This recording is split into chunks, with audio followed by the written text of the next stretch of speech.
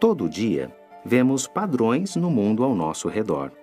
Eles são evidência do projeto meticuloso e do grande trabalho envolvidos em sua produção.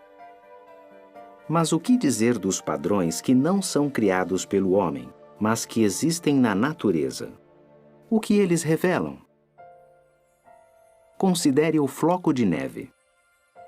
Esses minúsculos cristais se formam quando o vapor de água numa nuvem se condensa e se transforma em gelo. À medida que os cristais crescem, surgem padrões belos e delicados.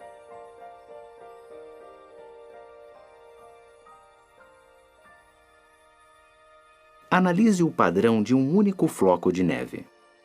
As ramificações cristalinas se dividem de novo e de novo em tamanhos cada vez menores. Matemáticos que estudam esse conceito de autossemelhança usam o termo fractal para se referir a uma estrutura com padrão consistente e que se repete em múltiplas escalas.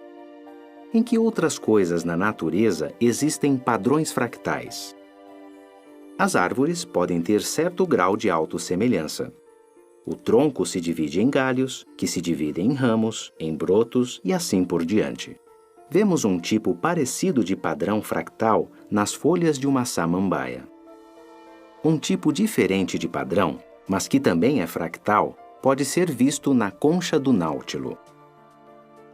À medida que vai crescendo, o náutilo constrói câmaras novas e maiores e celas mais antigas e menores de que não precisa mais. O resultado é uma espiral de natureza fractal, que mantém um formato semelhante à medida que aumenta de tamanho. Padrões em espiral desse tipo podem ser vistos em várias coisas na natureza, das formações de nuvens de um furacão a pequenas conchas na praia. Da disposição das estrelas numa galáxia às sementes de um girassol. De onde vêm esses padrões em espiral? No caso do girassol, tem a ver com o ângulo específico em que novas estruturas se formam na planta. Esse ângulo, de aproximadamente 137,5 graus, às vezes é chamado de ângulo de ouro. Isso resulta em um padrão ideal de crescimento compacto que não desperdiça espaço e cria distintos padrões de espiral. Se o girassol não crescesse no ângulo de ouro, mas sim em outro ângulo, 140 graus, por exemplo, nós veríamos braços radiais em vez de espirais, e a disposição das sementes não seria tão eficiente. Analisando um pouco mais, percebemos uma fascinante relação matemática entre esse ângulo de ouro e uma série de números chamada sequência de Fibonacci. Nessa progressão, cada número é determinado pela soma dos dois anteriores. O interessante é que números dessa sequência muitas vezes são encontrados em plantas. Este girassol tem 34 espirais numa direção e 55 na outra. Esses dois números fazem parte da sequência de Fibonacci. Em geral, um abacaxi tem 8 ou 13 espirais. As flores com padrão de crescimento em espiral muitas vezes têm um número de pétalas da sequência de Fibonacci.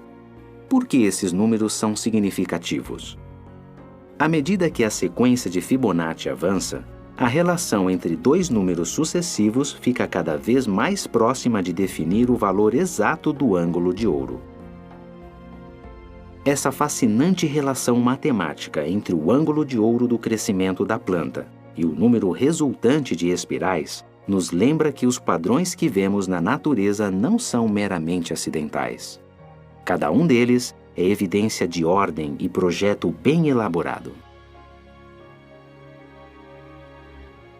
Quando tiramos tempo para examinar esses padrões com mais atenção, ficamos maravilhados com a perícia de seu projetista, Jeová Deus. Pois as suas qualidades invisíveis são claramente vistas desde a criação do mundo em diante, porque são percebidas por meio das coisas feitas.